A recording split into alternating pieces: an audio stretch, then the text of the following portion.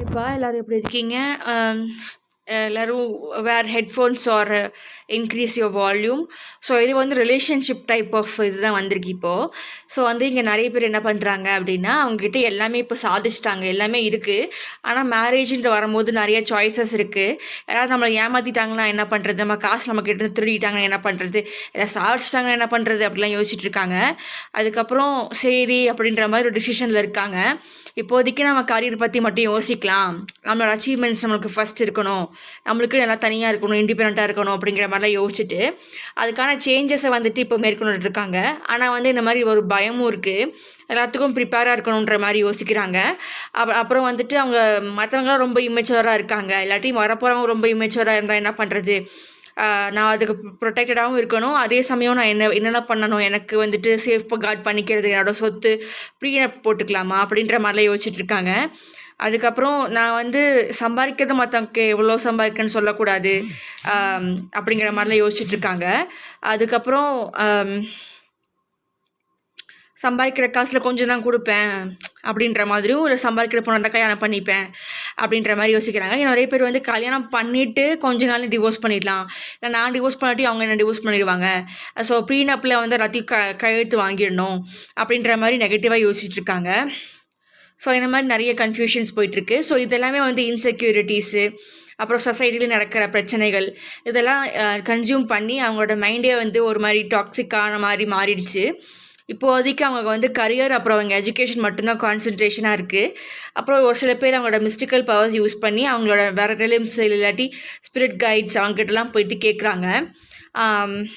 Spirit guides வந்துட்டு அவங்களுக்கு இது இப்படிலாம் நடக்குன்ற மாதிரி ஃப்யூச்சரிஸ்டிக்காக அவங்ககிட்ட சொன்னாலும் அவங்களால அதை ஏற்றுக்க முடியல. ஒரு தப்பாக போயிடுச்சுன்னா என்ன பண்ணுறதுன்னு ஒரு நம்பிக்கை இல்லாத ஒரு தன்மை.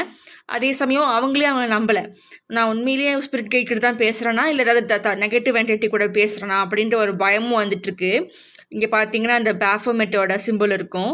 ஸோ நான் வந்து உண்மையான காடஸ் கிட்ட தான் பேசுகிறேன்னா, என்னோட ஸ்பிரிச்சுவல் சைடு கிட்ட தான் பேசுகிறேன்னா, இல்லை வந்து நெகட்டிவ் சைடு ஸ்பிரிச்சுவலி நெகட்டிவ் இருப்பாங்கள்ல, ஸோ அவங்ககிட்ட நான் போய் பேசுகிறேன்னா அப்படின்ற மாதிரிலாம் யோசிச்சுட்ருக்காங்க. அப்புறம் இதில் முக்கால்வாசி பேருக்கு லஸ்ட்டு தான் இருக்கே தவிர உண்மையாக வாழணும், சேர்ந்து வாழணுன்ற அந்த ஐடியா இருக்குது. பட் அது எப்படி ப்ராசஸ் பண்ணுறதுன்னு தெரியல. அவங்களுக்கு எல்லாமே புதுசாக இருக்குது, புதுசாக வந்து எல்லாமே மாறும் இல்லையா, ரெஸ்பான்சிபிலிட்டிஸ் எல்லாம் வரும். இதெல்லாம் அவங்களால எப்படி ஏற்றுக்க முடியும்? நான் வந்து எனக்குன்னு மட்டும்தான் நான் வாழ்ந்திருக்கேன் இப்போ இவ்வளோ நாளாக, இதுக்கப்புறம் என்னோடய ஃபேமிலி அப்படின்ட்டு நான் தனியாக உருவாகும் போது எல்லாமே மாறிடுமே, என்னோடய பேச்சுலர் லைஃப் என்கிட்ட என்னை விட்டு போயிடுமே, அப்புறம் காசெல்லாம் அவங்களுக்கும் செலவு பண்ணுற மாதிரி வரும், நான் எனக்கு மட்டும் அளவாக பார்த்துட்டு இருந்தேன் பட் அவங்களுக்கும் கொடுக்கணுமே அப்படின்ற மாதிரி ஒரு தாட் அதெல்லாம் போயிட்டுருக்கு. ஸோ இதுதான் இன்றைக்கான கரண்ட் எனர்ஜியாக இருக்குது. முக்கால்வாசி பேர் இப்படி தான் யோசிக்கிறாங்க போல இருக்குது. ஸோ அவங்களுக்கு எல்லாமே இருந்தாலுமே வந்துட்டு தனியாக இருக்கும் அப்படின்ற ஒரு கவலை, எல்லாமே தனியாக அனுபவிக்கணுமா அப்படின்ற மாதிரி ஒரு கவலையும் இருக்குது, கல்யாண ஆசையும் இருக்குது, அதுக்கு நிறைய ஆப்ஷன்ஸும் இருக்குது. பட் தப்பான ஒருத்தர் வந்துட்டாங்க நம்மளுக்கு வாழ்க்கை துணையாக, அப்புறம் நம்ம என்ன பண்ணுறது அப்படின்ற மாதிரி ரொம்பவே வருத்தத்தில் இருக்காங்க. ஓகே, ஸோ இப்படி இருக்கிறவங்களுக்கு என்ன கைடன்ஸ் ஃப்ரம் ஏஞ்சல்ஸ் அப்படின்ற மாதிரி பார்த்துடலாம். ஓகே, ஸோ இதுக்கு வந்துட்டு என்ன சொல்லியிருக்காங்க கைடன்ஸ் அப்படின்னு சொல்லி பார்த்தா, அதில் வந்து don't be fright to go solo இருக்கிறதுக்கு நீங்கள் வந்து தனிமையில் இருக்கிறதுக்கு வந்து நீங்கள் பழகிக்கணும், அதுக்கு வந்து பயப்பட வேண்டாம். அதுக்கப்புறம் இப்போதைக்கு ரொம்ப அதை பற்றிலாம் யோசிச்சுட்டு இருக்காதீங்க. அதுக்கப்புறம் எப்போவுமே சந்தோஷமாக இருக்க பாருங்கள். அப்புறம் வந்து ரொம்ப சீரியஸாலாம் யோசிக்க வேண்டாம். வந்து இப்போ ரெடியாக இல்லைன்னு தோணுதா அப்படின்னா நீங்கள் வந்து ரெடியாக இல்லை, ட்ரஸ்ட் யுவர் இன்ட்யூஷன். எப்போ நீங்கள் ரெடியாக இருக்கீங்கன்னு ஃபீல் பண்ணுறீங்களோ அப்போ வந்து எடுத்துக்கிட்டால் போதும். அது வரைக்கும் just go relax, celebrate your life and live your life to the fullest அப்படின்ற மாதிரி சொல்லியிருக்காங்க. அதுக்கப்புறம் அபண்டண்ட்டாக ஃபீல் பண்ணுங்கள், அச்சீவ் பண்ணுங்கள். அப்புறம் பர்சியூ ஸ்பிரிச்சுவல் க்ரோத் அப்படின்ற மாதிரி சொல்லியிருக்காங்க. Discover your courage, face your fears, nurture all your relationships. அதுக்கப்புறம் பெட்ஸை வச்சுட்டு if you can manage them, அவங்களுக்கு இமோஷ்னலாக அவங்களால நிறையா செய்ய முடியுமா, இமோஷ்னலாகவும் ஃபிசிக்கலாகவும் வந்துட்டு அவங்களுக்கு உதவி செய்யணும், விளையாடணும், அவங்கக்கிட்ட பேசணும், அவங்கக்கிட்ட அதெல்லாம் உங்களால் ரெகுலராக பண்ண முடியுதான்னு பாருங்கள். அப்போவே உங்களுக்கு தெரிஞ்சிடும் மனுஷங்க கூடயும் பேச முடியும் அப்படின்ட்டு. ஏன்னா தேர் லோ மெயின்டெனன்ஸ். ஓகே, அவங்க பெருசாக ஒன்றும் கேட்க மாட்டாங்க, சாப்பிட்றதுக்கு சாப்பாடு, இருக்கிறதுக்கு வீடு, கொஞ்சிட்டு விளையாடிக்கிட்டு அவங்கள வந்து பாசமாக பார்த்துக்கணும். அவ்வளோதான் அவங்க எதிர்பார்ப்பாங்க. வந்துட்டு ஸ்கூலில் போய் சேர்த்து விடு, காலேஜில் சேர்த்து விடு அப்படின்ற மாதிரிலாம் அவங்க ரொம்ப டிமாண்ட்லாம் பண்ண மாட்டாங்க. நீங்கள் அவங்ககிட்ட பாசமாக பேசிக்கிட்டு கொஞ்சிட்டு விளையாடிட்டு இருந்தாலே போதும்னு ஆசை நினைப்பாங்க. அது அப்புறம் சாப்பாடு. அது உங்களால் பண்ண முடியுதான்னு பாருங்கள்.